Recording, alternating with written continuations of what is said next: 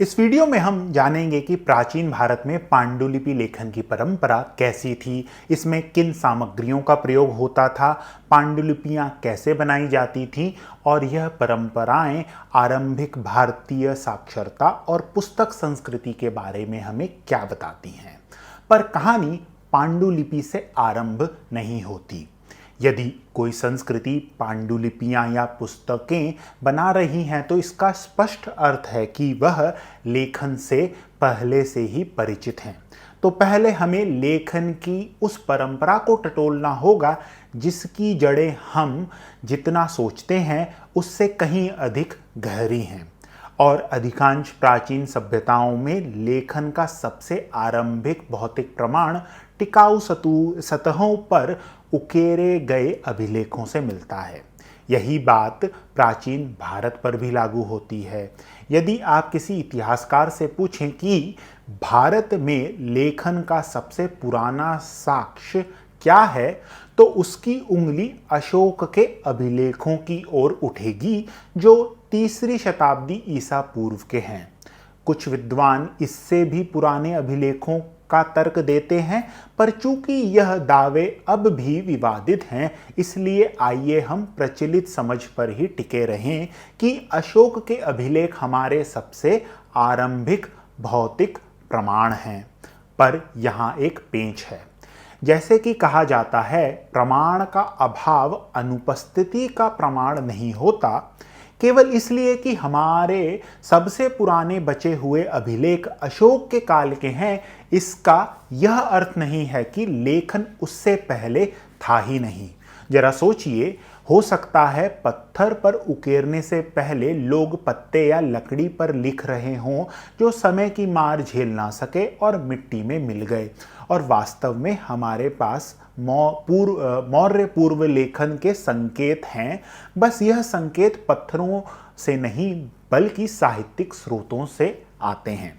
जैसे कि आप पाणिनि को ले लीजिए। वे 6ठी से 5वीं शताब्दी ईसा पूर्व में हुए और उनकी अष्टाध्यायी में कई ऐसे शब्द आते हैं जो उनके समय में लेखन की उपस्थिति का सशक्त संकेत देते हैं। वे ग्रंथ शब्द का प्रयोग करते हैं जिसका अर्थ पुस्तक, वे लिपिकर शब्द का उल्लेख करते हैं जिसका अर्थ लिखने वाला, वे यूनानी शब्द का भी प्रयोग करते हैं जिसका कुछ विद्वानों के अनुसार यूनानी लेखन का अर्थ है। और सबसे रोचक बात यह है कि वे पशुओं के कानों पर बने अंक चिन्हों का भी उल्लेख करते हैं। जरा सोचिए, यदि उस समय लोग जानवरों के कानों पर निशान लगाकर गिनती रखते थे तो अंकन और लिखित प्रतीकों का ज्ञान कितना सामान्य रहा होगा। बौद्ध स्रोत इस चित्र को और स्पष्ट करते हैं। लेखन यानी लिखने वाला जैसे शब्द बौद्ध स्रोतों में बार बार आते हैं और लेखन एक सम्मानजनक व्यवसाय प्रतीत होता है। पर सबसे रोचक प्रमाण तो सुत्त पिटक के एक नियम से हमें प्राप्त होता है। बौद्ध भिक्षुओं को अखारिका नामक एक बाल खेल खेलने से मना किया गया था। यह खेल क्या था? इसमें खिलाड़ी वायु में अक्षर बनाते थे या किसी की पीठ पर उंगली से अक्षर खींचते थे और दूसरे को उन्हें पहचानना होता था। आप सुत्त पिटक के इस उल्लेख का अर्थ समझिए। यदि बच्चे खेल खेल में अक्षर पहचान रहे थे तो इसका अर्थ है कि अक्षर इतने प्रचलित हो चुके थे कि वे बच्चों के खेल का भाग बन गए थे। और यह सब मौर्य काल से पहले की बात है। तो यह सब उदाहरण मिलकर एक ही ओर इशारा करते हैं कि भारत में लेखन अशोक से कई शताब्दी पहले से जीवित था। अब जब लेखन की नींव समझ में आ गई है, आइए स्वयं को पांडुलिपियों की ओर मोड़ते हैं। यहाँ हमारी सहायता के लिए एक प्राचीन जैन ग्रंथ आगे आता है। राय पसेणीय सुत्तक नामक इस जैन ग्रंथ में 10 भिन्न भिन्न अंगों का वर्णन है जो मिलकर एक पांडुलिपि बनाते हैं। यह है पत्र, कंभी, दोरा, ग्रंथि, लिप्यासन, छादन, श्रृंखला, मसी, लेखनी और अक्षर। इस प्राचीन सूची में से हम कई को आज भी स्पष्ट रूप से पहचान सकते हैं, पत्र यानी लिखने की सतह जो प्रायः पत्तों की होती थी, दोरा यानी वह डोरी जो पांडुलिपि को बांधती थी, ग्रंथि यानी वह गांठ जो डोरी को कसती थी, छादन यानी वह कपड़े का आवरण जो पांडुलिपि की रक्षा करता था, मसी यानी स्याही, लेखनी यानी लिखने वाला उपकरण और अक्षर यानी स्वयं लिखे हुए वर्ण। आइए अब इन अंगों को एक एक करके समझते हैं और आरंभ करते हैं पत्र से, अर्थात उस सतह से जिस पर शब्द जीवन पाते थे। पत्र शब्द का सामान्य अर्थ पत्ता होता है, पर जैसे कि हम सब जानते हैं पत्ते ही एकमात्र सामग्री नहीं थे जिन पर लेखन होता था। चमड़ा, कपड़ा, धातु सहित कई सामग्रियों का भी प्रयोग किया जाता था लिखने के लिए। उदाहरण के लिए तांबे की पट्टियों पर बने अभिलेखों को ताम्रपत्र कहा जाता है, अर्थात तांबे के पत्ते। पर जब बात विशेष रूप से पांडुलिपियों की आती है तो दो प्रकार के पत्र सबसे बहुचर्चित हैं, ताड़पत्र और भोजपत्र। एक का जन्म दक्षिण के गर्म मैदानों में हुआ और दूसरे का ऊंचे हिमालय की ठंडी ढलानों पर। आइए दोनों की कहानी सुनते हैं। पहले ताड़पत्र, जिसे सामान्यतः तालपत्र भी कहा जाता था। प्राचीन स्रोतों में हमें ताड़ के दो भिन्न प्रकारों के उल्लेख मिलते हैं, ताल या खरताल और श्रीताल या ताली। यदि हम खरताल की बात करें तो यह मोटे और पीलापन लिए हुए होते थे। यह व्यापक रूप से उपलब्ध थे पर कीड़ों के प्रति अधिक संवेदनशील थे। ताली या श्रीताल अधिक चौड़े, अधिक पतले और हल्के भूरे रंग के होते थे और इनके लिए भिन्न भिन्न प्रकार की लेखनियों की आवश्यकता पड़ती थी। इन भिन्नताओं के होने पर भी दोनों प्रकार के तालपत्र को बनाने की प्रक्रिया मोटे तौर पर एक जैसी ही थी और यह प्रक्रिया अपने आप में धैर्य की एक कहानी है। पहले परिपक्व पत्तों को सुखाया जाता था, फिर पानी में उबाला जाता था और फिर छाया में दोबारा सुखाया जाता था। यह सुखाने की प्रक्रिया प्रायः 2 से 3 दिन लेती थी। इसके बाद एक कारीगर सतह पर पत्थर को रगड़ कर सतह चिकनी करता था, ठीक वैसे ही जैसे कोई चित्रकार कैनवास को तैयार करता है। मनचाही चिकनाहट प्राप्त होने के पश्चात इन पत्तों को उपयुक्त आकार में काटा जाता था। इसके पश्चात पत्ते को 3 से 4 बार मोड़ कर खोला जाता था और पत्तों के इन मोड़ों के बीच छेद किए जाते थे। प्राचीन ग्रंथों में यह भी सुझाया गया है कि ताड़पत्र में छेद भी छेद कर से ही बनाने चाहिए, कभी चाकू या काट कर या जला कर नहीं।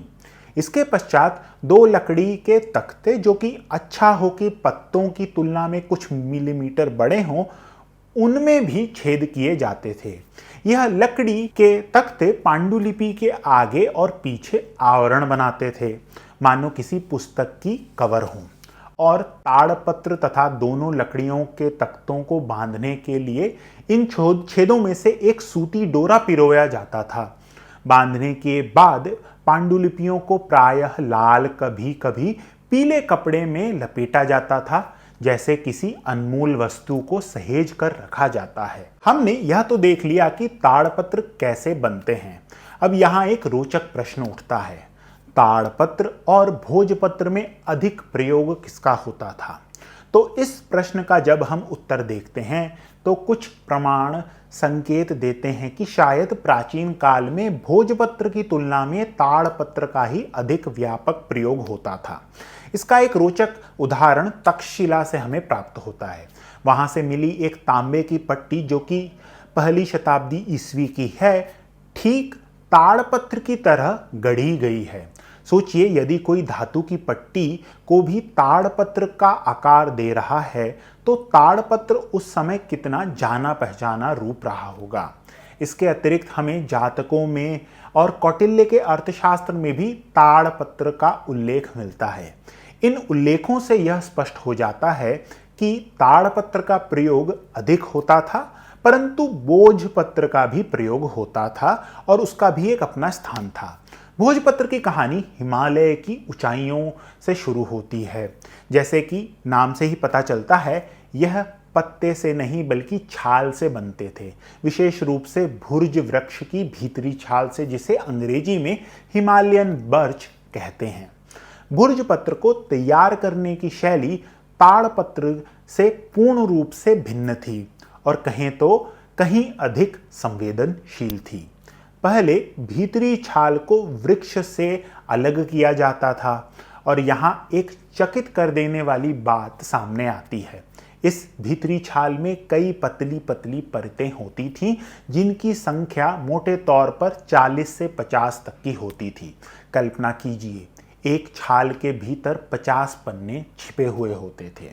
इन परतों को बड़ी सावधानी से अलग किया जाता था और इस प्रक्रिया के बाद हर एक परत पर तेल लगाया जाता था और सतह को चिकना करने के लिए पत्थर से पॉलिश किया जाता था। ताड़पत्र पांडुलिपि बनाने में हमने देखा कि वहां छेद किए जाते थे, पर यहां ऐसा कुछ नहीं होता था। सभी पत्ते दो लकड़ी के तख्तों के बीच खुले रखे जाते थे। कभी कभी हम देखते हैं कि इन्हें सिल दिया जाता था और बाहरी आवरण के रूप में चमड़े की पतली परत का प्रयोग होता था। ऐसा सामान्यतः तब होता था जब आकार छोटा हो। भोजपत्र के प्रयोग ताड़पत्र से कम इसलिए होता था क्योंकि इसे बनाने की प्रक्रिया बहुत श्रम साध्य थी और भुर्ज वृक्ष केवल हिमालय में ही पाए जाते थे। भारत में जब 12वीं से 13वीं शताब्दी के बीच कागज आया तो भोजपत्र धीरे धीरे प्रयोग से बाहर हो गया, पर ताड़पत्र इतनी सरलता से हार मानने वाला नहीं था। ताड़पत्र की पांडुलिपियां विशेष रूप से दक्षिण भारत में 20वीं शताब्दी तक जीवित रहीं। अब यहाँ एक प्रश्न उठता है कि भोजपत्र एवं ताड़पत्र पर लिखा कैसे जाता था। और यहाँ एक रोचक बात है, आप किस प्रकार के पत्तों का प्रयोग कर रहे हैं उसी के अनुसार लेखन का उपकरण भी बदलता था। उदाहरण के लिए यदि हम ताल या ताड़ पत्रों का प्रयोग कर रहे हैं जो ताली पत्तों की तुलना में मोटे होते हैं, तो हम एक शलाका यानी स्टाइलस का प्रयोग करेंगे। क्यों? क्योंकि मोटे ताड़पत्र में हम स्याही से लिखते नहीं बल्कि अक्षरों को उकेरते हैं, या सरल शब्दों में कहें तो सतह को खुरचते हैं। पर भुर्ज पत्र में स्थिति पूरी बदली हुई है। यहाँ हम ऐसे लेखन उपकरण का प्रयोग करते हैं जिसका सिरा मुलायम हो और चिकना हो, क्योंकि यहाँ हम उकेरते नहीं बल्कि स्याही से रंगते हैं या आसान शब्दों में लिखते हैं। और स्याही का भी अपनी एक अलग कहानी है, जिसे प्राचीन ग्रंथों में मसी कहा गया है। यहाँ भी इसका प्रयोग पत्ते के अनुसार बदलता था। यदि हम मोटे ताड़पत्रों का प्रयोग कर रहे हैं जहाँ हमने शब्द उकेरे हैं, तो हम रंग का एक लेप प्रयोग करेंगे। ताड़पत्र को उकेरने के बाद सामान्यतः एक काला लेप लगाया जाता था जो उकेरी हुई लकीरों में भीतर चला जाता था और अक्षरों को उभार देता था। पर यदि आप कूंची से लिख रहे हैं तो आप स्याही का प्रयोग करेंगे। तो इस प्रकार प्राचीन भारत में पांडुलिपियां तैयार की जाती थीं, सतहों और सामग्रियों से लेकर बंधाई तक और लेखन उपकरणों तथा स्याही तक। जरा सोचिए, जिस पुस्तक को आज हम कुछ क्षणों में छपा लेते हैं, उसे बनाने में कभी महीनों का श्रम, पत्तों का धैर्य और कारीगरों की कुशलता लगती थी। यदि आपको यह वीडियो अच्छा लगा तो कृपया करके सब्सक्राइब करें। धन्यवाद।